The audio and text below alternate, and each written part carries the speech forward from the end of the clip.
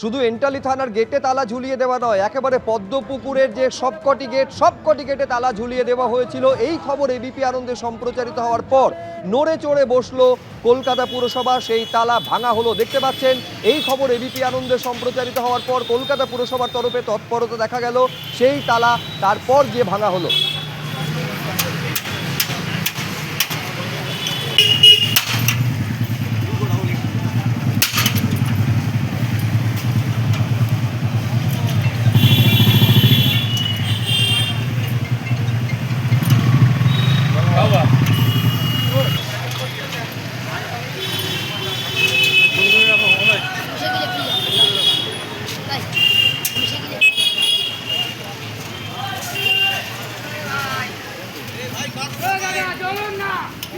এই গোটা পরিস্থিতি তৈরি হয়েছে পুজোর দখল কার হাতে থাকবে তা নিয়ে বিজেপির অন্দরের যে দ্বন্দ্ব, অন্তর্দ্বন্দ্ব, সেখান থেকে যাবতীয় পরিস্থিতির সৃষ্টি।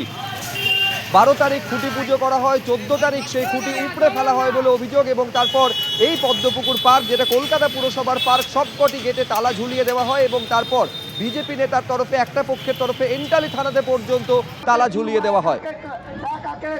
চোখে কাজল, আসুন আসুন, আপনি বড় বড় কথা বলছিলেন, আসুন সাহেব।